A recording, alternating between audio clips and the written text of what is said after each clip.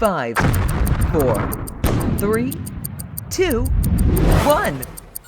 You're live with Neve.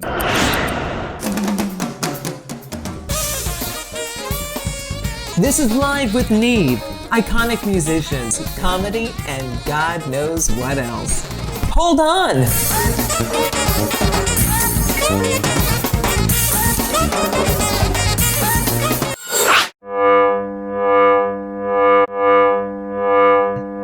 So next thing you know, this lawyer comes in. I think I saw him twice in the 2 years I was there. Nice guy. Wow. Nice guy. Really was. Tried his best. Sometimes PDs, a lot of people think, they get a bad rap, but a lot of them are very experienced trial lawyers. I have a friend of mine in Florida who's, he's handled murder cases, and those guys, they get a lot of work under their belt and handling, Too much. pro bono, trying to help some of these people who are clearly guilty is just. But tell me, did you feel like your public defender? Do you feel like he believed you and was? I feel like he believed me after we were 3/4 of the way through trial. Okay.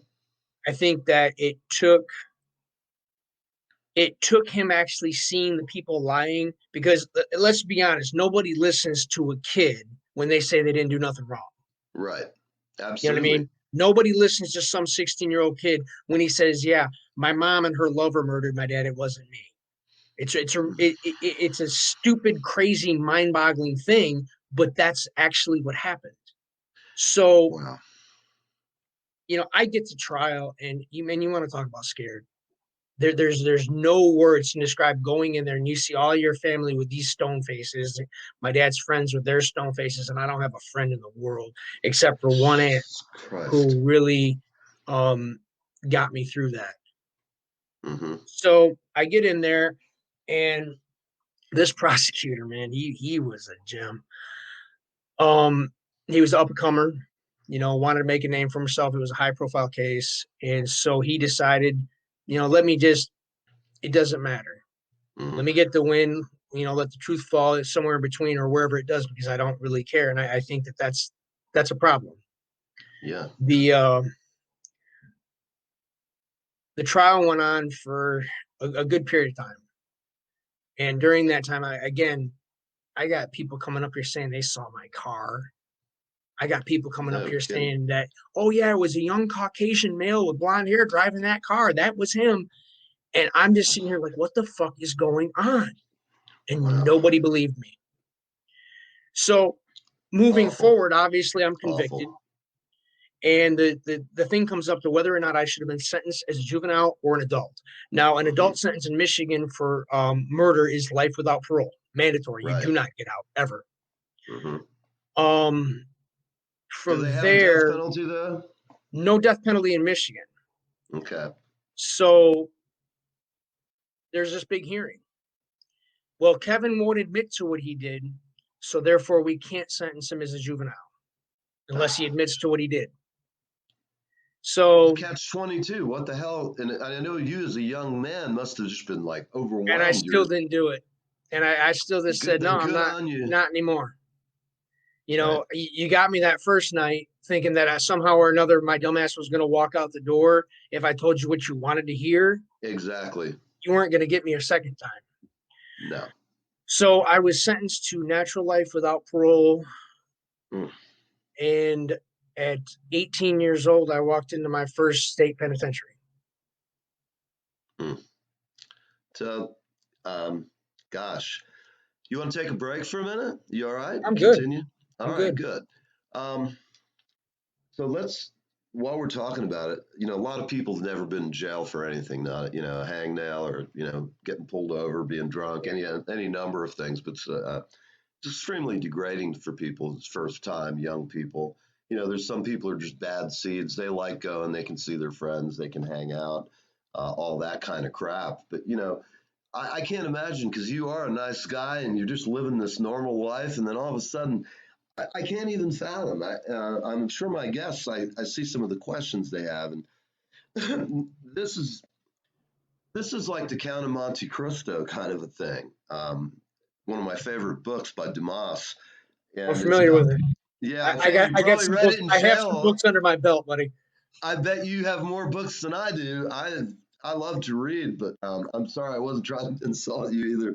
I love that story, man, and I think I should have It's a even good one. thought about it.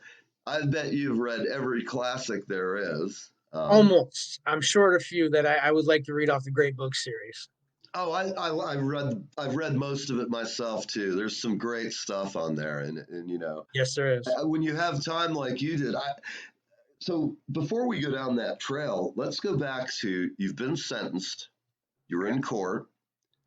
Um, what what transpired next? Like I know it was probably a couple of days. They sent you back to jail and they transferred you to a penitentiary.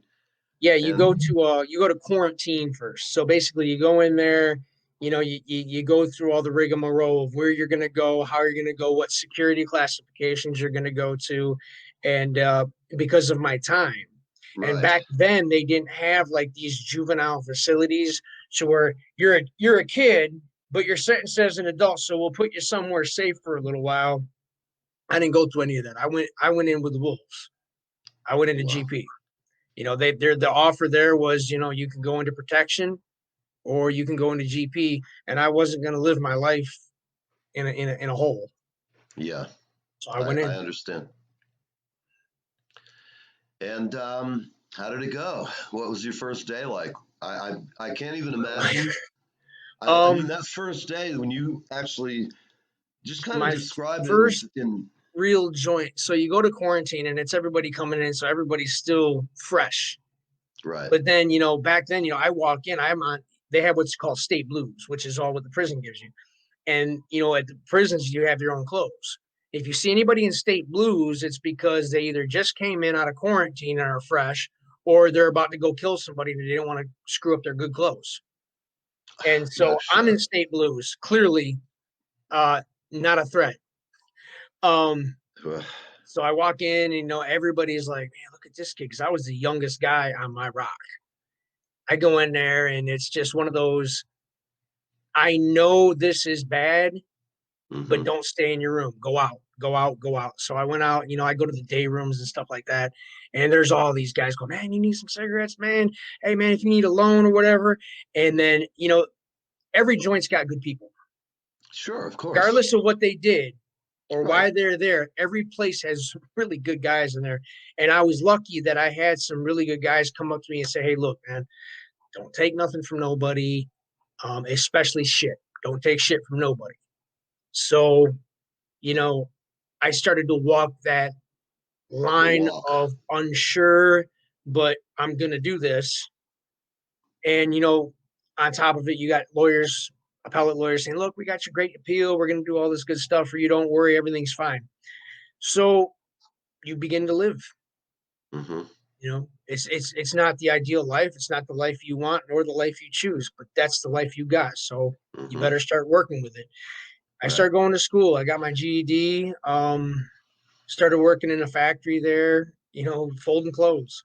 Mhm. And then, you go through bad shit too. I mean, you got guys that cut into you. They'll send it's a communication system. It's called a kite. So they'll shoot kites on you and get you moved maybe closer to their room, maybe even in their room. And you know why. So Mhm. you got to beat the shit out of them Right. or get your ass kicked. But after you do that enough times, they realize, yeah, there's easier, targets Right. than the Irish kids. Right. So you start working out, you start getting tattoos, you become prison. Right. All the while hoping some appeal happens. So hoping something happens that changes your situation. Because when you're that young, you don't really realize the sentence. You The just realize, time, oh, even something having the went wrong. perception of the time. I mean, you've No, only lived 17 years. How much can you even? I look back, and it's true. As we get older, the years go faster and faster. yeah, that's But true. when we were like when I was a young man of 17, I didn't think I was. I thought I was, gonna have a wonderful life. I couldn't conceive of dying, or I just thought my life was going to be perfect. Very naive kind of. For bonus content, extras, and all sorts of cool goodies, become a patron. Go to Patreon. Live with Neve.